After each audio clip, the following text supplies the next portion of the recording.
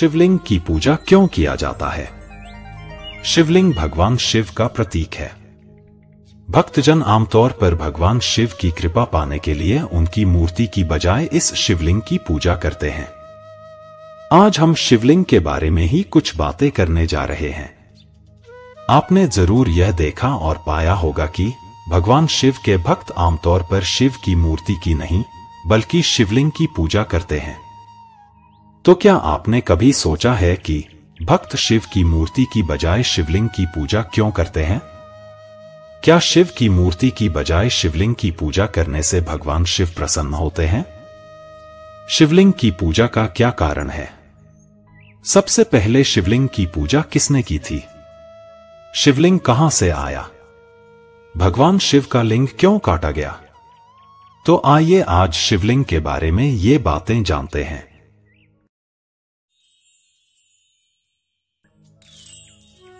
शिव पुराण के अनुसार सृष्टि के प्रारंभ में भगवान शिव से ही सृष्टिकर्ता ब्रह्मा और भगवान विष्णु की उत्पत्ति हुई। उत्पत्ति होने के बाद ब्रह्मा जी और विष्णु जी के मन में यह प्रश्न आया कि हम कौन हैं?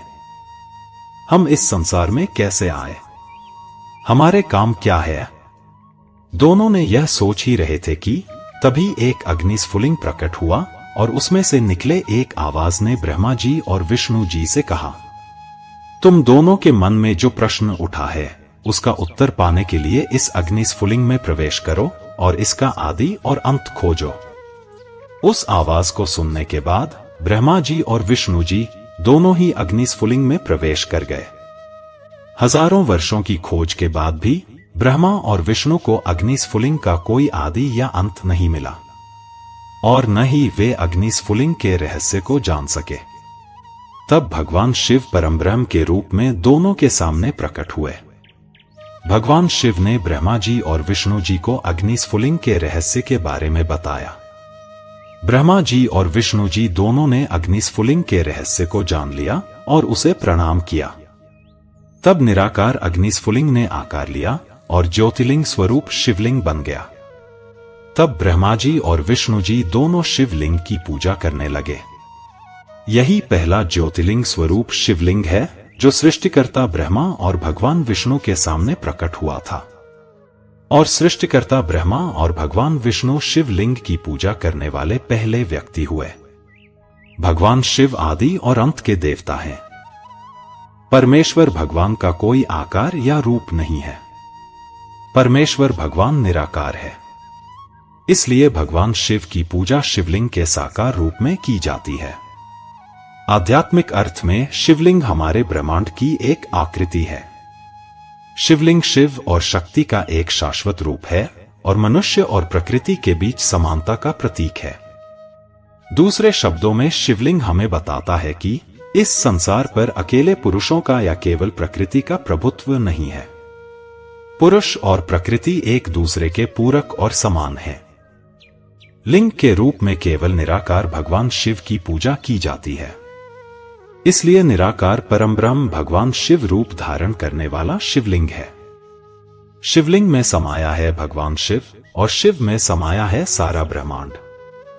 भगवान शिव समस्त ब्रह्मांड के मूल हैं। शिव का अर्थ है परम कल्याणकारी और लिंग का अर्थ है सृजन। वायु पुराण के अनुसार लिंग वह स्थान है जहां प्रत्येक महायुग के अंत में संपूर्ण सृष्टि विलीन हो जाती है और जहां से सृष्टि के समय संपूर्ण सृष्टि प्रकट होती है और प्रलयकाल में जहां संपूर्ण ब्रह्मांड समाहित हो जाता है।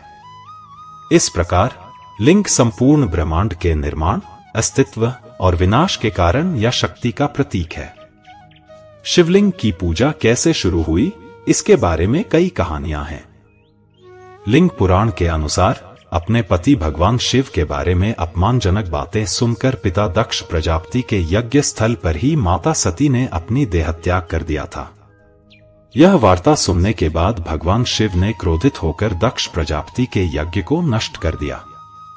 उसके बाद पत्नी की मृत्यु के शोक में भगवान शिव चेतनाहीन होकर दिगंबर अवस्था में पृथ्वी पर विचरण करने लगा। भगवान शिव को इस अवस्था में घूमते हुए देखकर कुछ महिलाएं उन पर मोहित हो गईं। स्त्रियों की इस अवस्था को देखकर कुछ ऋषियों ने भगवान शिव को श्राप दे दिया। ऋषियों के श्राप के कारण भगवान शिव का लिंग उनके शरीर से खंडित होकर अलग हो गया। शिव का लिंग खंडित होने से तीनों लोकों में हाहाकार मच गया।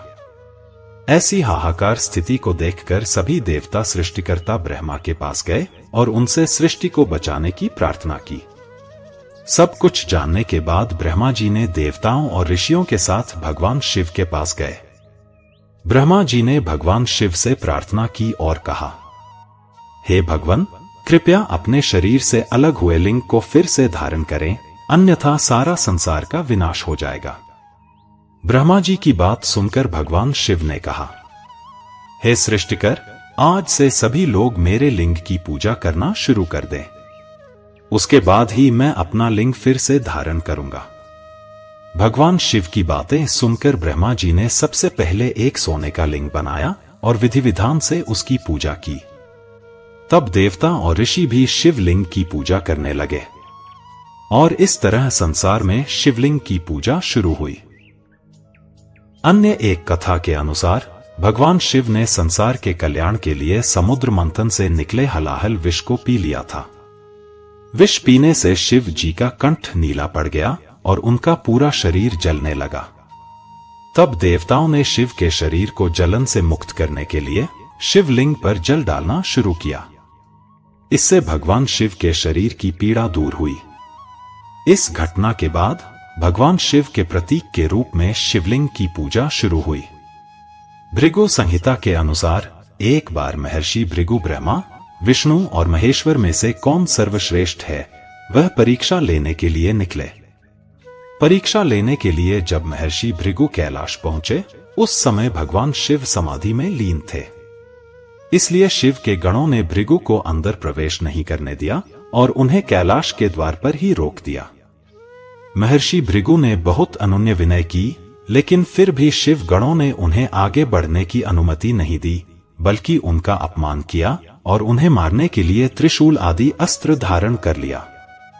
जब भृगु ने देखा कि शिवगण उन्हें मारने के लिए आ रहे हैं, तो वे भागने लगे और शिवगण उनके पीछे भागने लगे। कुछ समय भागते भागते महर्षि भृगु थक कर रुक गए। तब क्रोधित भृगु ने सोचा, हे भगवान शिव, मैंने त्रिदेवों की परीक्षा लेने निकले हैं। इसी परीक्षा के अंतर्गत आज मैं कैलाश पर आपकी परीक्षा लेने आया हूं, परंतु आपके गणों ने मेरे साथ ऐसा दुर्व्यवहार किया है। और तो और आपने मुझे अपने गणों से बचाने के लिए भी आगे नहीं आए। इसलिए आज मैं आपको श्राप देता हूं कि कलयुग में कोई आपकी पूजा नहीं करेगा। श्राप मिलने के बाद शिवजी की समाधि टूट गई। तब भगवान शिव भृगु के सामने प्रकट हुए और कहा, हे महर्षि भृगु, आपने मुझे जो श्राप दिया है उसे वापस ले लीजिए। इस सृष्टि की निर्माण और संचालन में मेरी भी भूमिका है। यदि आप मुझे ही इस सृष्टि से निकाल देंगे तो इस सृष्टि में कुछ भी शेष नहीं रहेगा। अगर मैं निर्माण कर सकता हूं तो विनाश भी कर सकता हूं। भगवान शिव की बात सुनकर ऋषि भृगु ने कुछ देर सोचा और महसूस किया कि भगवान शिव सही हैं। अगर वे निर्माण कर सकते हैं तो वे विनाश भी कर सकते हैं। तब ऋषि भृगु का क्रोध शांत हुआ। भृगु ने भगवान शिव से कहा, हे भगवान, आप जानते हैं कि एक बार दिया गया श्राप वापस नहीं लिया जा सकता है। इसलिए मैंने आपको जो श्राप दिया है मैं भी उसे वापस नहीं ले सकता। लेकिन मैंने अपना श्राप थोड़ा बदल दिया है। कलयुग में आपकी पूजा होगी, लेकिन इस भौतिक रूप में आपकी पूजा नहीं होगी। कलयुग में केवल आपके ब्रह्मांड रूपी लिंग रूप की ही पूजा होगी। महर्षि भृगु द्वारा भगवान शिव को दिए गए इस श्राप के कारण ही कलयुग में भगवान शिव के भौतिक रूप के बजाय शिवलिंग पूजा की शुरुआत हुई।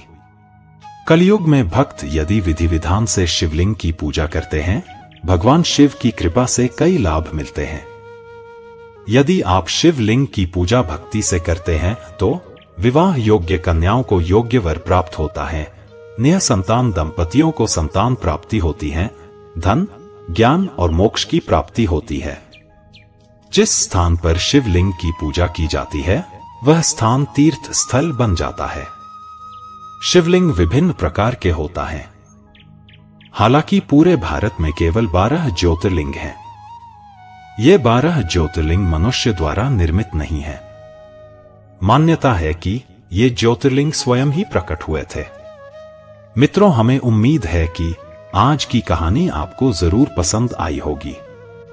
आगे अन्य एक नई कथा के साथ फिर मिलने की आशा से और आप सभी के कुशल कामना के साथ आज के लिए विदा लेता हूं। धन्यवाद।